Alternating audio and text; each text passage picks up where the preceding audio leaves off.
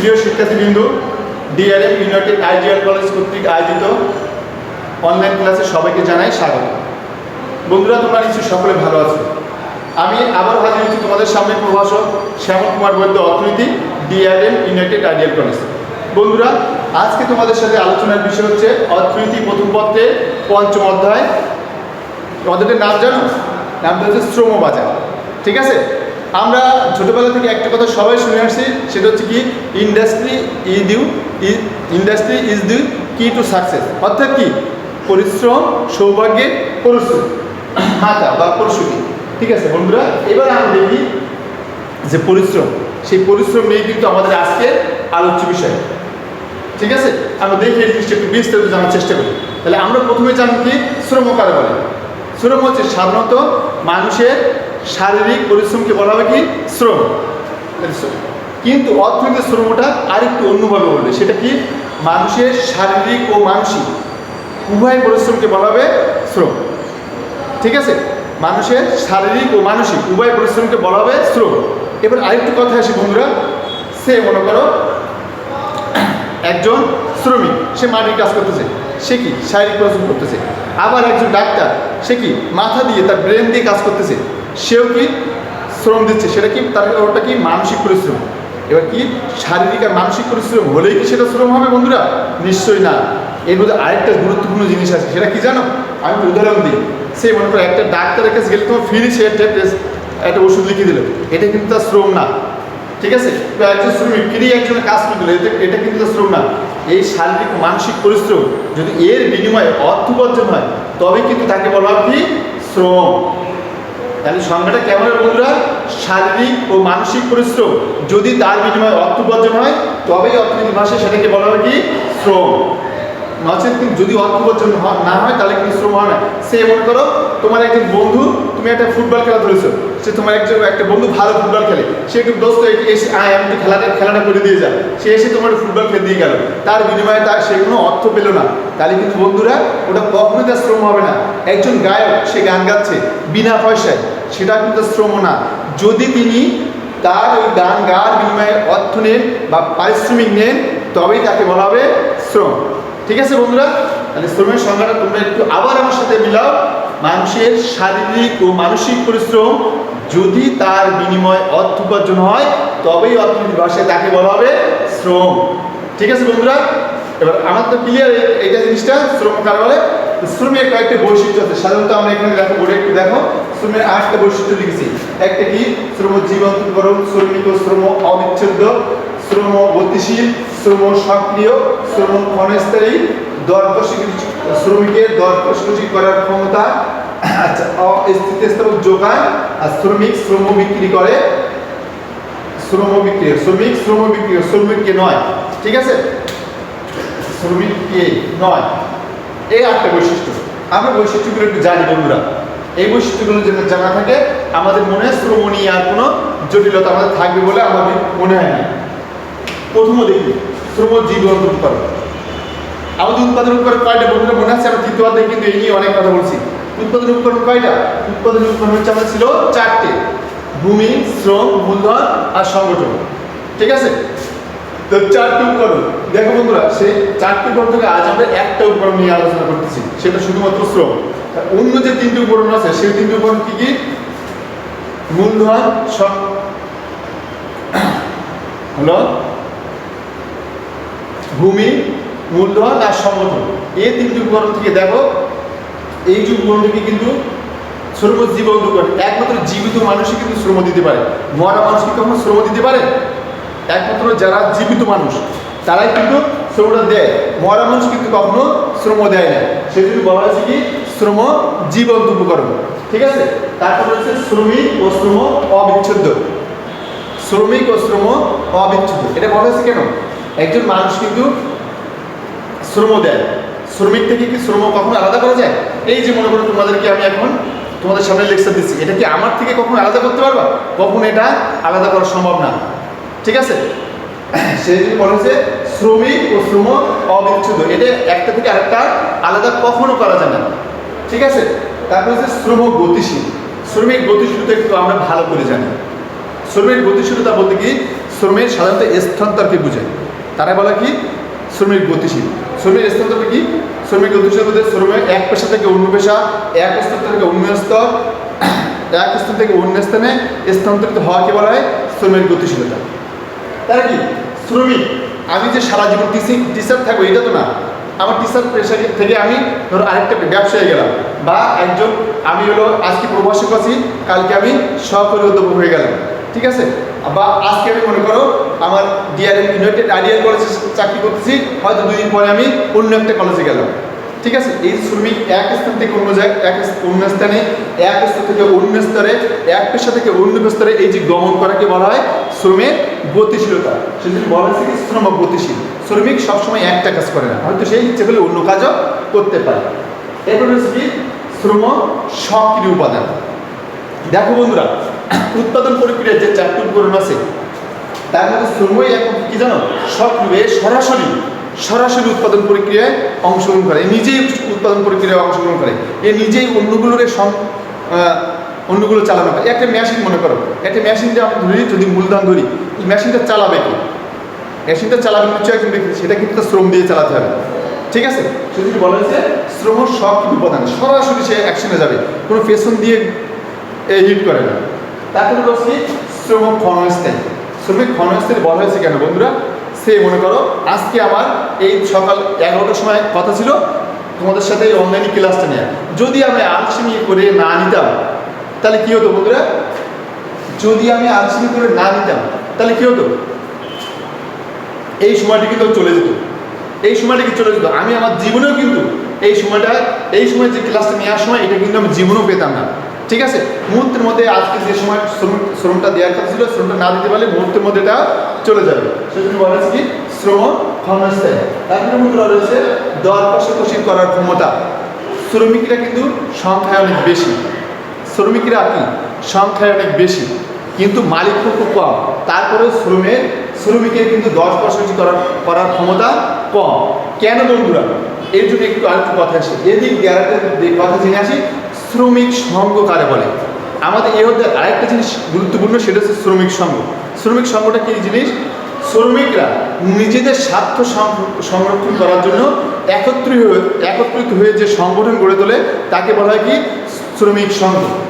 শ্রমিক সংঘ কারে বলে? শ্রমিকরা তাদের স্বার্থ সংরক্ষণ করার জন্য একত্রিত হয়ে যে সংগঠন গড়ে তোলে তাকে বলা হবে শ্রমিক সংঘ।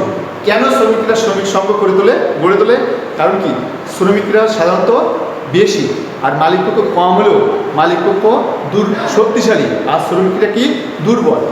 তাই বন্ধুরা শ্রমিকদের দর কষাকষি করার ক্ষমতা কম বা নেই। তাই শ্রমিকরা নিজেদের স্বার্থ রক্ষার্থে, নিজেদের দাবি দেওয়া আদায়ের জন্য নিজেদের সংগঠন গড়ে তোলে, ঠিক আছে।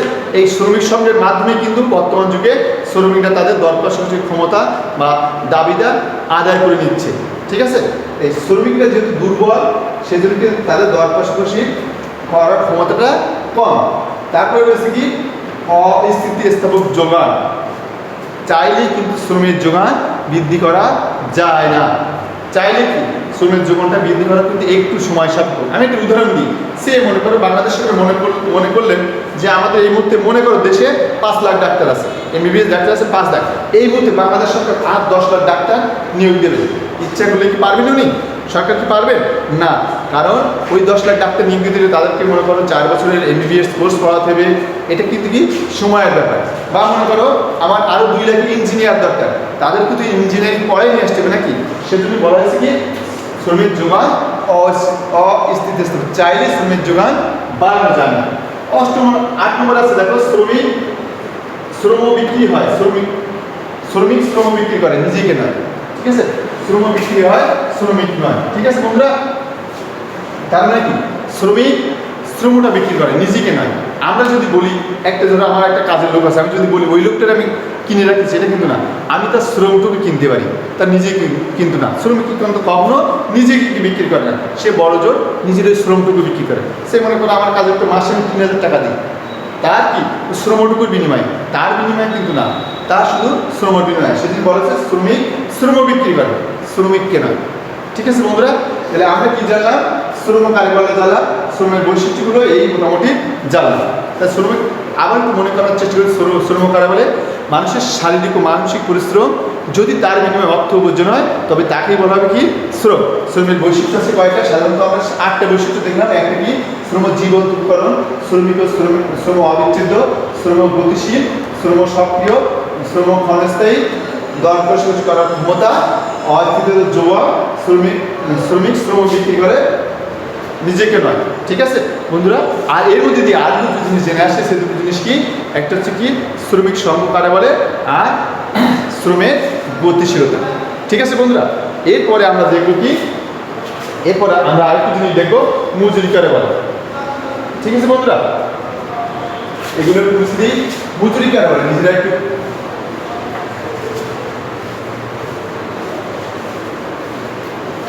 মজুরি বলবেন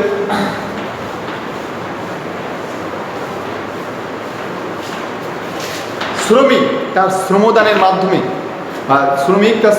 মাধ্যমে যে অর্থ উপার্জন করে, বা শ্রমিক তার শ্রমদানের বিনিময়ে যে অর্থ ও অন্যান্য সুযোগ সুবিধা অর্জন করে তাকে বলা হয় কি শ্রম। সে মনে করো আজকে আমি তোমাদের সামনে কথা বলতেছি, এর বিনিময়ে সরকার আমার কি হবে, সরকার আমার বেতন দেবেন, তাহলে কি হবে, ওই বেতনটা হচ্ছে কি আমার মজুরি। ঠিক আছে, মজুরিকে সাধারণত আমরা মজুরি প্রদানের পদ্ধতির উপর ভিত্তি করে মজুরি সাধারণত আমরা দুই ভাগে ভাগ করি। একটা হচ্ছে কি, একটা হচ্ছে কর্মভিত্তিক,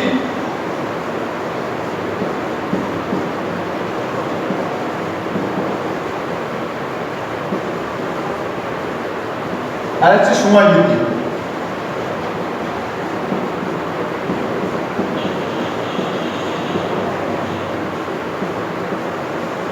একটা হচ্ছে কর্মভিত্তিক মজুরি প্রধানের উপর নির্ভর করে, সাধারণত মজুরিকে দুই ভাগে ভাগ করা হচ্ছে, কর্মভিত্তিক মজুরি, একটা হচ্ছে কি সময় ভিত্তিক মজুরি।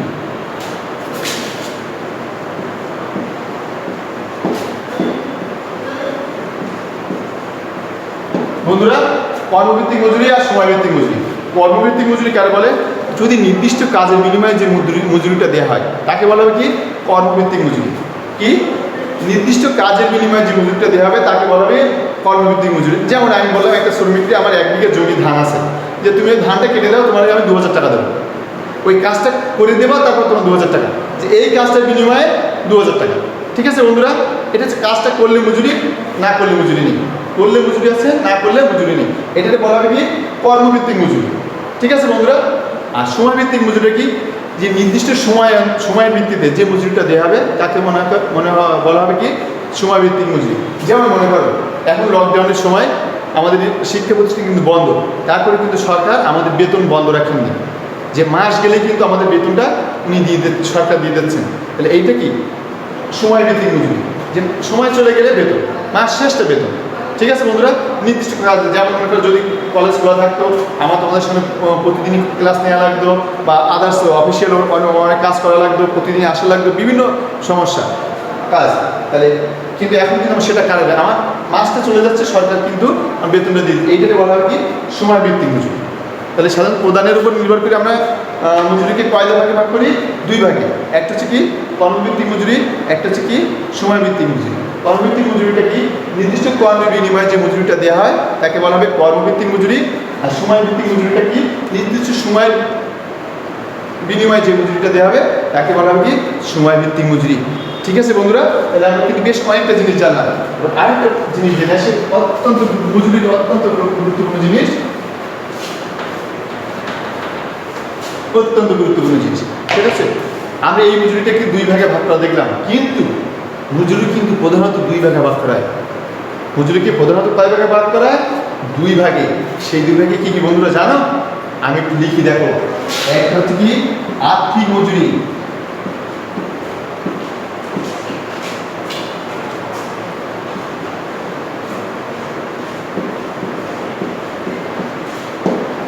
দুই নম্বরটা কি জানো বন্ধুরা, প্রকৃত মজুরি।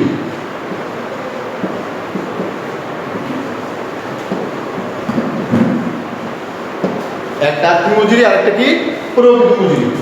ঠিক আছে বন্ধুরা, এই আর্থিক মজুরিটা কারে বলে দেখি। নির্দিষ্ট কাজের বিনিময়ে যে অর্থ দেওয়া হবে তাকে বলা হবে কি আর্থিক মজুরি। আর্থিক মজুরিটা কি, নির্দিষ্ট কাজের বিনিময়ে যে অর্থ দেওয়া হবে তাকে বলা হবে কি আর্থিক মজুরি। যেমন বলা হলো, ঠিক আছে তুমি আমার কারখানায় কাজ করো, তোমার মাসে বেতন কত 10,000 টাকা। তাহলে এইটাই কি আর্থিক মজুরি। ঠিক আছে, যে আমার কারখানায় বা আমার অফিসে কাজ করে তোমার মাসে বেতন কত 10,000 টাকা, এইটা হচ্ছে আর্থিক মজুরি। তাহলে সংখ্যাটা নির্দিষ্ট কাজের বিনিময়ে যা যা বা শ্রমের বিনিময়ে অর্থের মাধ্যমে যে মজুরিটা দেওয়া হয় তাকে বলা হবে কি আর্থিক মজুরি। ঠিক আছে, কিন্তু প্রকৃতি মজুরিটা কি জানো বন্ধুরা? প্রকৃতিটা আর্থিক অন্যরকম। প্রকৃতি মজুরি কি? যে আর্থিক মজুরি, যে পরিশ্রমের বিনিময়ে আর্থিক মজুরি সহ অন্যান্য যে সুযোগ সুবিধা দেওয়া হবে তাদের সমষ্টিকে বলা হবে কি প্রকৃত মজুরি। যে আর্থিক মজুরি সহ অন্যান্য যে সুযোগ সুবিধা দেওয়া হবে তাকে বলা হবে কি প্রকৃত মজুরি। তাহলে প্রকৃত মজুরিটা আমরা এইভাবে লিখতে পারি।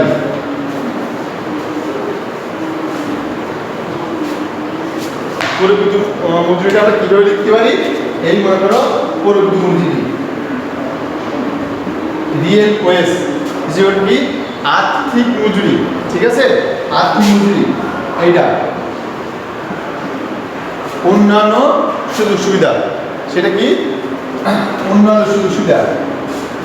অন্যান্য সুযোগ সুবিধা কিন্তু দুই ভাগে ভাগ করা যায়, একটা হচ্ছে দৃশ্যমান আর একটা হচ্ছে কি অদৃশ্যমান। অন্যান্য সুযোগ সুবিধাকে কয়টা ভাগে ভাগ করা হয়? দৃশ্যমান ও অদৃশ্যমান। ঠিক আছে, আমি একটু অন্যভাবে আসতে পারবো, এটা একটু পরে দেখাচ্ছি। এই আর্থিক মজুরি সমান প্রকৃত মজুরি সমান।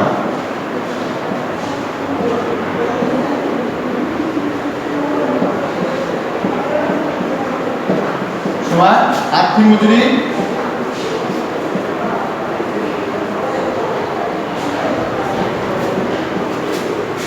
প্লাস অন্যান্য সুযোগ। তাহলে কি হলো?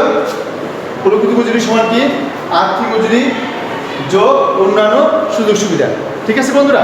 আচ্ছা, এইটা যদি আমরা সূত্র আকারে লিখি, এর একটা সূত্র আছে, যদি সূত্র আকারে লিখি সেটা কেমন আসে? এটা একটা সূত্র, আর যদি একটা সূত্র লিখি আমরা সেটা কেমন আসে দেখি। এই প্রকৃত মজুরি ইজ ইকুয়াল টু আর্থিক মজুরি প্লাস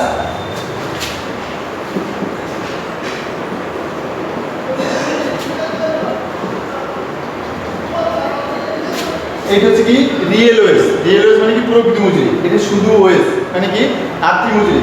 এইটা হচ্ছে এবি, এদের বুঝি আমরা যে অন্যান্য সুযোগ সুবিধা যেটা দৃশ্যমান, যেটা দেখা যায়। আর এইটা সি শব্দের অর্থ কি অন্যান্য সুযোগ সুবিধা যেটা দৃশ্যমান নয়। তারপরে কি আপন পি, পি মানে কি বন্ধুরা দাম স্তর। ঠিক আছে বন্ধুরা, পি মানে কি দাম স্তর। তাহলে আমরা এই সূত্রকে যদি আমাদের একটা কোনো মানে কি রিটেনে অথবা এমসিকিউতে যদি আমাদের থাকে যে এটা আমরা এই বিভিন্ন কিছু মান দেওয়া থাকলেও আমাদের প্রকৃত মজুরিটা বের করতে হবে বন্ধুরা, সবসময় সূত্রটা বের করে মনে রাখলেই চলবে। ঠিক আছে, সূত্রটা কিন্তু মনে রাখলে চলবে। ঠিক আছে বন্ধুরা, এই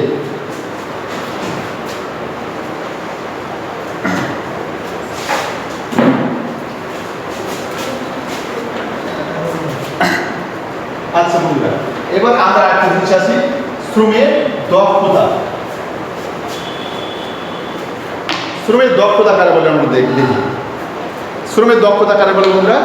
যে কাজের গুণাগুণ অক্ষুণ্ণ রেখে, কাজের গুণাগুণ অক্ষুণ্ণ রেখে একই সময়ে বেশি পরিমাণ কাজ করাকে বলা হবে কি শ্রমের দক্ষতা। ঠিক আছে, আমরা যেমন বলি যে স্যার আপনার চেয়ে ওই স্যার ভালো, মানে কি আমার চেয়ে, এই যে আমি তোমাদের অর্থনীতি পড়াচ্ছি, আমার চেয়ে পড়ানো হতো করিম নামে একজন স্যার আছেন, উনি এক্সপার্ট বেশি। তাহলে কি আমার চেয়ে আমি কিন্তু মনে করো আমিও অর্থনীতি পড়ে আসছি, অনার্স মাস্টার্স করে আসছি, উনি কিন্তু আসছেন, কিন্তু বিষয়টা হয়েছে কি উনি আমার চেয়ে একটু দক্ষ। কেন কি উনিও পড়েছেন আমিও পড়েছি, কিন্তু উনি আমার চেয়ে ভালো জানেন, ভালো পারেন, তাই কিন্তু উনি আমার চেয়ে বেশি দক্ষ। দক্ষতাটা এরকম জিনিস যে কাজের গুণাগুণ অক্ষুণ্ণ রেখে একই সময় বেশি পরিমাণ কাজ করাকে বলা হবে কি শ্রমের দক্ষতা। যেমন মনে করি যে তোমার মনে করো 1 বিঘে জমি আমি কোপাতে দিলাম, যে 1 ঘন্টা 2 ঘন্টা 2 দিন সময় দিলাম, তুমি 1 বিঘে জমি আমার কোপাই দেওয়া। ঠিক আছে, কোপাই দিলে আরেকজন দেখা গেল ঠিক ওই জমিটা তোমার চেয়ে 10 মিনিট কম সময়ে ঠিক একই রকমভাবে ওই রকমভাবে কোপাই দিলে, তাহলে কি তোমার চেয়ে সে বেশি দক্ষ। ঠিক আছে, শ্রমের দক্ষতা কারা বলা হয়? কাজের গুণাগুণ অক্ষুণ্ণ রেখে একই সময়ে বেশি পরিমাণ কাজ করাকে বলা হবে শ্রমের দক্ষতা। তাহলে বন্ধুরা, আজকে আমরা তোমাদের সামনে কী কী জানলাম? প্রথমে জেনেছি কি শ্রম কারে বলে। সেই শ্রম কারে বলে বলছিলাম যে মানুষের শারীরিক ও মানসিক পরিশ্রম যদি তার বিনিময়ে অর্থ উপার্জন হয় তবে তাকে বলা হবে শ্রম। ঠিক আছে, তারপর দেখছেন শ্রমের 8টা বৈশিষ্ট্য। সেই 8টা বৈশিষ্ট্য কী কী ছিল?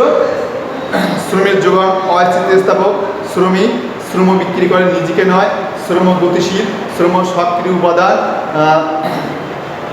তারপর কি শ্রমিক জীবন্ত উপকরণ, দিস অ্যান্ড দ্যাট, তাই না? এইভাবে আমরা 8টা বৈশিষ্ট্য দেখছিলাম। তারপর দেখলাম কি এই দুটো কথা বলার মধ্যে দিয়ে দেখছিলাম কি শ্রমিক সঙ্গ কারে বলে, শ্রমিক গতিশীলতা কারে বলে। তারপরে আমরা দেখলাম কি আর্থিক মজুরি ও প্রকৃত মজুরি, যেটা তোমাদের জন্য কিন্তু এই অর্থে অনেক গুরুত্বপূর্ণ। তারপরে আমরা দেখেছি কি শ্রমের দক্ষতা। ঠিক আছে বন্ধুরা, তোমরা এই দিন তোমরা বাসা থেকে এর মধ্যে আরেকটা জিনিস দেখছি, সেটা মজুরি কারে বলে। ঠিক আছে, এইবার তোমরা এর মধ্যে তোমরা বাসা থেকে এদিন তোমরা সুন্দর করে নিজেরা এই আর্থিক মজুরি আর প্রকৃত মজুরি পার্থক্যটা নির্ণয় করবো বন্ধুরা। একবার তোমাদের জন্য বিষয়টা আরও অনেক সহজ হয়ে গেছে। ঠিক আছে বন্ধুরা, আজকে তোমাদের সাথে এই পর্যন্তই। সবাই ভালো থাকো, সুস্থ থাকো। পরবর্তী দিন আবার দেখাবে। সবাইকে ধন্যবাদ।